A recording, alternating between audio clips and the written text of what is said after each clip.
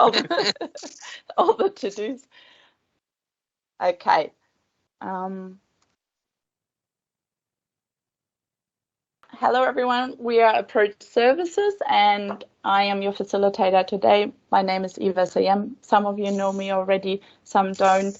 I am the Chief Innovation Officer at Approach Services, and I have been doing change for 10 plus years now, a lot of learning and development and organizational development as well.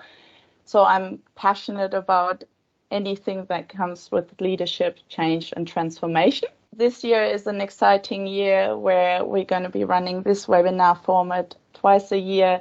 I've also just recently been nominated for the Women's Business Network Award, which is really exciting for me.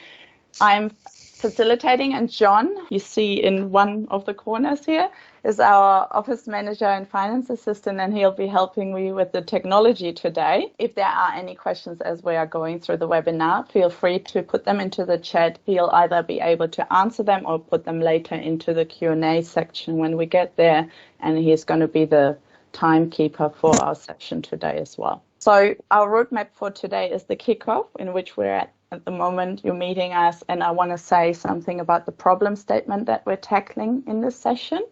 Then we've got two parts to the webinar, the first being about 3 really great change analogies or stories that I've recently learned and want to include in anything moving forward. That already might be a great leadership tip that you can bring immediately back to your team, because we know that storytelling really brings people to the table. Talk a bit about transformation being like a baby, change management like a foundation or structure to your house, and leaders being like your doctors. And then the body of the webinar will be an interactive play of our speed mentoring activity. It's a card deck, and we'll go through it in a group mentoring session. And then that's why I wanted a minimum number of people. We're also going to be doing some one-on-one mentoring 2 rounds. And by the end, I would like to see that we meet our goal and have you learn something new that you can immediately implement with your team. A little bit about what's next, what can you do from here? And then I hope that there are some questions as well. Otherwise, we do have a bit of a buffer at the end. The biggest problem for a lot of leaders, according to studies, is at the moment what we call the VUCA world, or the highly complex and ever-changing world that we're in. And I think all of us know that as a leader, you need to be agile at the one hand, but resilient at the other hand. So it's like this, I guess, yin and yang between like being really flexible, but being really stable at the same time as well. And that's a challenge in itself. So this webinar focuses just around giving you a little bit more resilience and agility during change by making you a better leader with other people. So the first analogy that I love to use is that transformation, or your transformation project, should be treated or seen a little bit like a baby. And as we, as an organization, introduce the transformation to our employees and contractors and so forth, a mother is introducing the baby to the world. And if you are a parent, you probably know that there's no fast tracking that first year. Babies do have to go through certain sequential milestones, and they are very important. They don't often look like much, but they're very important to reach the next milestone as well. Like a transformation, you have to crawl before you walk. You probably have to observe and interact with others before you talk. And at the very start of a baby, it might not look like much from the outside because the baby is busy observing. And similar with the transformation, we're observing what's our status quo, our baseline, we're setting our strategies and goals. And then a baby starts interacting with very important people in their life. And the transformation project reaches out to key stakeholders and starts interacting and getting feedback as well. Then it might roll, then it might crawl, and then might walk or even run. And during all these milestones, there are setbacks where the baby might fall and the transformation might do as well. But those are learning opportunities, and they should be embraced. And in the end, we end up with a very happy human or a very happy transformation project, which makes all our employees happy. And I think that's a beautiful analogy that also puts emphasis on that this is a process and it needs time to get there, and it can't be necessarily flicked on to the end result without going through all these steps. Another analogy is more around what can we do to make this process as successful as possible, and that is focusing on factors that we could control during that process that set us up for success. So the first one being around change management, being a great way of building a structure or a foundation for that transformation. If we don't use change management, we might still be able to build a house, and we might go like, wow, this is a beautiful kitchen with all the appliances that I've always wanted, and look at this bathroom and the sparkly tiles. But then when we step back and we look at it, we find ourselves with a gorgeous Tower of Pisa, which doesn't really necessarily reap or bring the benefits that we wanted, a highly functional house that fits in our suburb or our environment. So it's important that we have a good structure in place, that rather than ending with a Tower of Pisa, we might get a bridge that is structurally sound, that outlasts generations and time and brings us from A to B safely and provides the benefits that we set out to have at the start of the transformation project. That's great, because now we have an image for explaining what transformation and change is, and an image for what change management can do for us. But if you know me, my passion lies with the leaders during this process, because you can have a really great blueprint or a really great engineering map. Ultimately, you need to have the leaders on board to make that process less impactful on the mental health of the people that are involved, and more impactful for like getting out the benefits that you're trying to achieve. And the analogy that I want to introduce for that is a doctor-patient relationship. So a leader-employee relationship, in my eyes, can be compared to a doctor-patient relationship. And that is because the doctor or the leader understands the bigger picture and understands the system and the business and how it works. And they do know the benefits that could come out of a procedure, as well as the risks. And they will suggest this procedure to their patient, but ultimately the patient is in control of accepting those risks and going with it or going without that treatment. And if we think about the doctor looking at, let's say, an organ that is not so great in the body, in the organization, there's a certain part that isn't so great, and there's a solution, maybe a donor organ, that has better qualities and would make the body better, or at least like achieve the lifespan or quality of life that could be possible with this better organ. So similar business might not be broken, it might be okay, but it could achieve a better potential with a better system in place. Ultimately, it's not really about whether this organ is great. It's about anticipating and knowing whether the body will accept or reject this new organ. And the benefits of having a new organ will come out of the body embracing this new organ as one of its own. And like a doctor-patient relationship or a leader-employee relationship throughout this transition, the process does not stop when the new organ, or in this case with this picture, the new artificial limb, has been put in place. The process continues past that, and there might be some work to be done together that helps us achieve the outcome sustainably. So imagine this person has lived all their life without this other leg, and they've learned their way around, and now they've accepted the procedure and they now have this artificial limb, but they will not just know from day one how to walk on it. They need to do physio, they need to learn, they need to change the way they've done their life before, or their way of working before, with this new limb. And what we have here is that this person might have days where they go, this is fantastic, I have a new leg and I can do everything everyone else can do. And days where they go, it was actually easier before because I knew how to live my life. And that is a natural process that you have to go through, this engagement or resistance, after you switch on a new solution and you work through it together. So I find this doctor patient or leader employee relationship a great analogy to introduce why it's so important that the leaders are on board throughout change. Success, in my eyes, does not teach us so many lessons as failures do. And sometimes we are great in reflecting on our failures, and sometimes we are just happy to move on.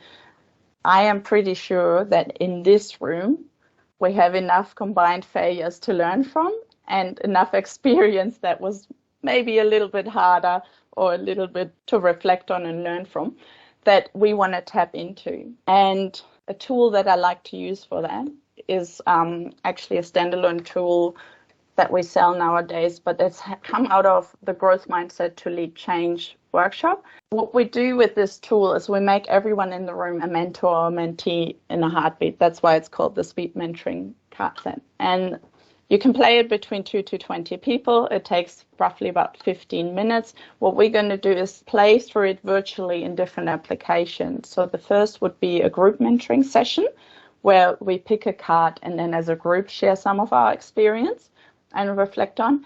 And the second bit will be the technically challenging one where we're going to throw you into breakout rooms. You get a chance to do a one-on-one mentoring session with someone in the room here. That will be, we read out the card up front. You'll then go into the session and then 5 minutes later come back, and we'll do that twice. When you are a mentor, just be mindful that you share your experience. You're not prescribing a certain way of doing something. It is just a shared opportunity to learn. Paula, you can tell me whether you want to do this, or this. So like the first, the second, or the third question as a group mentoring session. Would you like to discuss the first, the second, or the third question? The third one, thanks. Okay, that's the third question here. And it says, how did you build a learning culture during a transition or in your organization? How did you influence that people around you embraced learning? And this is a group mentoring session, so it's up to anyone to contribute some of their life experience, failures or successes. Okay, so the question is, how did I facilitate some group learning during a transition? Yeah, okay, so probably during COVID, when we were doing this big transition from working in the office to working at home, and it came upon us all really very suddenly. I think the thing that we did well in our wider team was that, and Teams also was really new to us, we actually set up a Teams channel for us all, and we met via Teams every morning at 10 o'clock, and we did this whether we were physically still in the office or at home. And what this helped us do was learn how to use Teams, because this was early 2020 and we weren't using Teams like we do now. Yeah. And it helped everybody feel safer through the change, because they had contact every single day with people, regardless of whether they were newly working from home or working in the office or doing a little bit of both. Yeah, that's wonderful. Is there anyone else who had a similar or very different experience, or something else that they used to, I guess, embrace learning and a growth mindset? I was actually thinking it's about building culture, right? So no matter what tools we have, whether it is Miro boards or Teams or Trello boards or any collaborative tools, obviously they are very useful to conduct what you really want to convey. And it's a very good vehicle. But what I have done in my team is created feedback as a norm. So feedback, I believe, is absolutely fantastic way to build trust, openness, communication, and cohesion in team. When we hear of the word feedback, most of the times it has a negative connotation to it. Oh crap, feedback time, shit, this guy is going to do all the negative things about me. He's going to tell me all the stuff which is bad. And that's the thinking which is wrong. It's not about that. I believe and that happens when feedback in itself is an event. But if we make it as an embedded way of working in a team, and let's not just keep it as a special event for special times at special milestones, or if something has happened, if we keep it in that way and embed it in the way of working every day, that is fantastic. I have seen that. I have implemented that several times in my other projects, and even in my current teams, and I can see the the progression in their careers. I can see the confidence they have built. I can see how they have improved over time. And I guess it also takes away some of the anxiety about receiving feedback if it happens more regular and absolutely. on smaller levels as well. Absolutely. April, I want to give you a chance to contribute, given that you say you might have to drop off early. I do. Hi. I really love what you've just said there about making the feedback really regular and taking away that fear around it as well. That it reminds me of at uni with design courses, how they're just constantly making them critique each other and get used to it and get comfortable with that idea.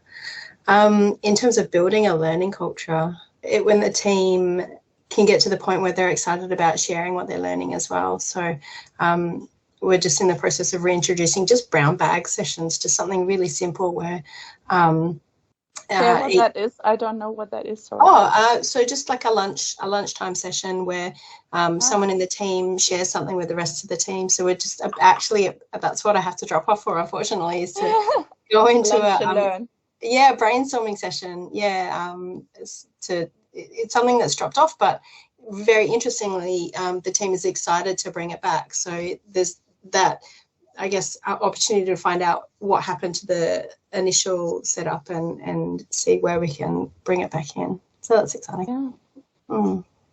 Yeah, I think I know it at Lunch and Learns, and some people do the morning tea as well. Yeah, really good. Thank you. This is one way of using it with an entire room, and we have a couple of clients who bought a few sets just to like start meetings that way.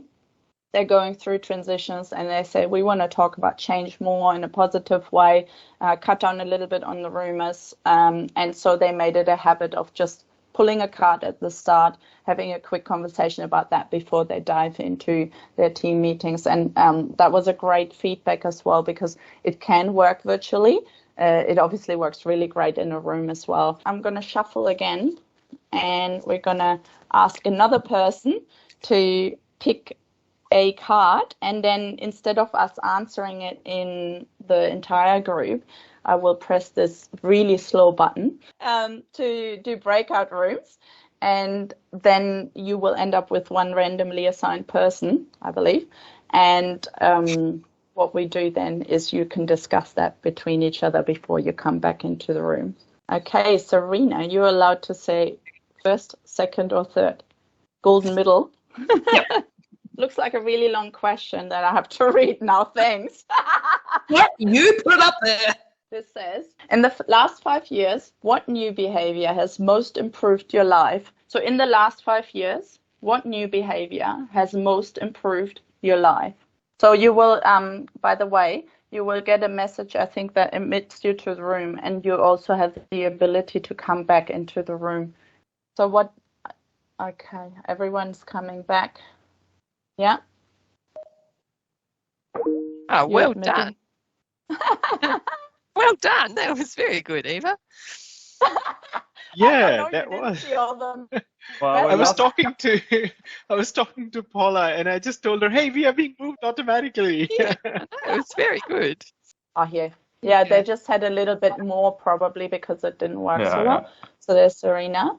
Yes. I'm here. Josh, would you like to have the first, the second, or the third question? The first question. Thank you. You guys are all really good in like making sure you get every number. So, what did you learn from leading change?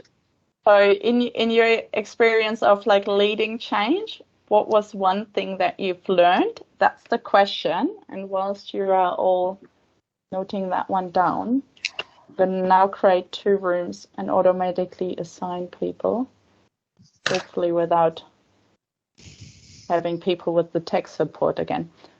Serena, you have to get lucky now. I'm creating the rooms. So the question is, what did you learn from leading change? Paula probably has a long list there. Good. That's a long list. We learned from the failures, so we're quite happy to embrace them in our reflection, I think. Sorry. Especially in the future when you have like 30 people. Yeah. Oh yeah, people coming back now. This has Hello? worked great. This has Yeah? worked great. Yeah, I'm glad. yeah. That Yeah. one was definitely better. Yeah, no, it's very, very nicely done, Eva. Yeah, I'm this glad this was actually really good. worked better. So, Yeah. welcome back. Didn't lose anyone this time, so that's already success. So, welcome back to the main room, and I guess we wouldn't be offering a whole hour of our time if there wasn't anything in it for us. So the most important thing is, I guess, have we met our goal, and have you learned at least one thing that you can bring back and implement with your team, whether it is an analogy or something that you've learned through someone sharing their experience today. What is, I guess, your feedback or your takeaway? I'll start.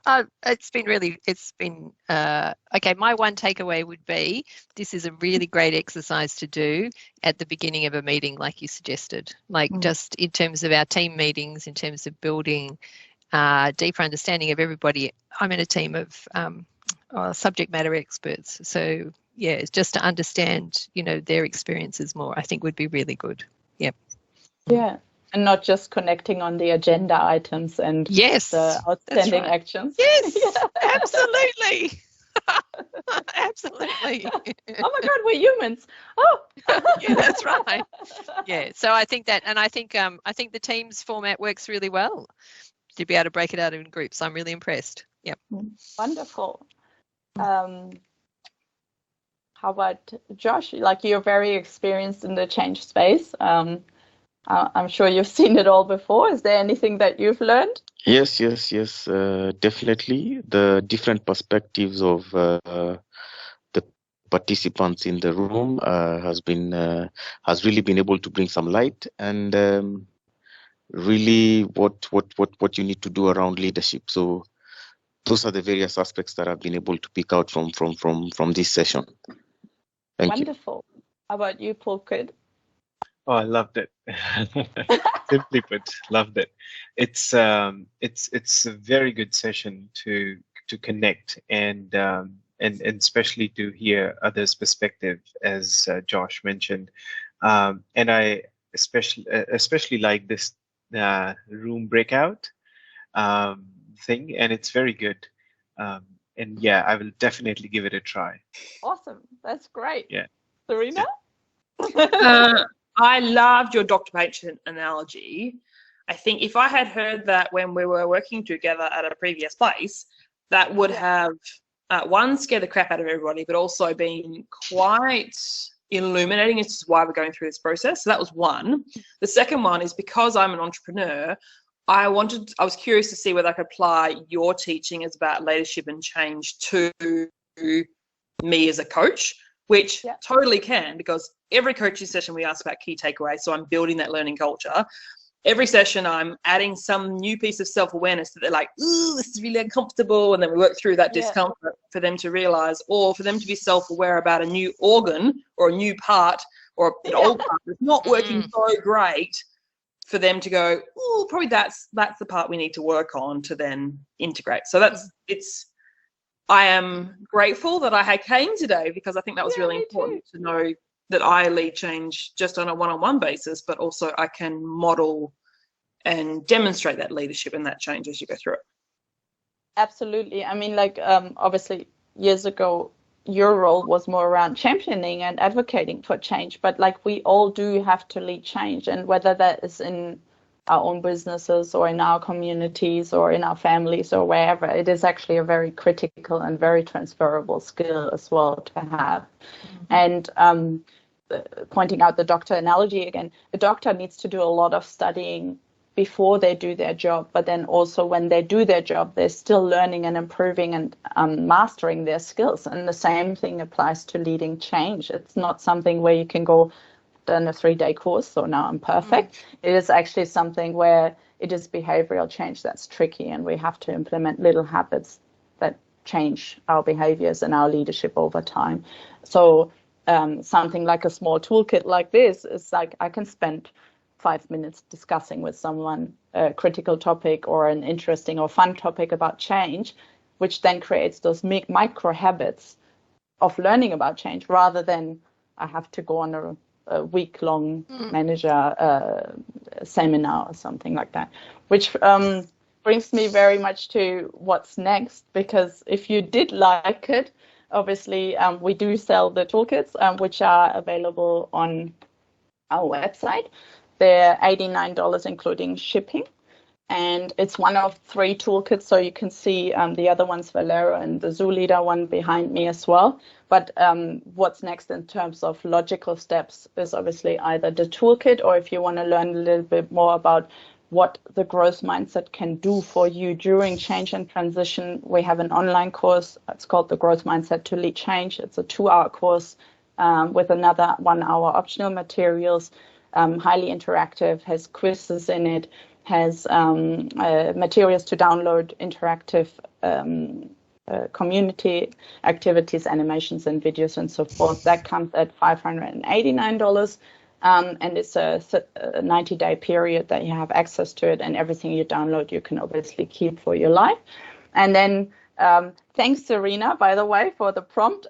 Obviously, some people do need a little bit more personalized power hours to work through something that's really getting them stuck in transition. So the other next option would be to do a power hour with myself as a consulting in the change, and that can work through an action canvas that's very tailored to your own needs and your own situation. That was my little plug. And then we get to... I love your QR reader just worked. I'm like, whoop, straight in. That's awesome. It was a great idea to put on the screen. It worked really great. I'm in as well. Oh, wonderful. And you didn't, by accident, use the WA Safe app, so that's even better.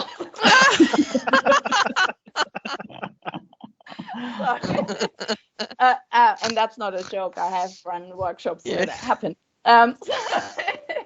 The last bit is a little bit about Q&As. Are there any questions that popped up throughout the sessions that you would like to throw at me? I may or may not be able to answer them, but I'm more than happy to find the best answer for you if I can't do it right away.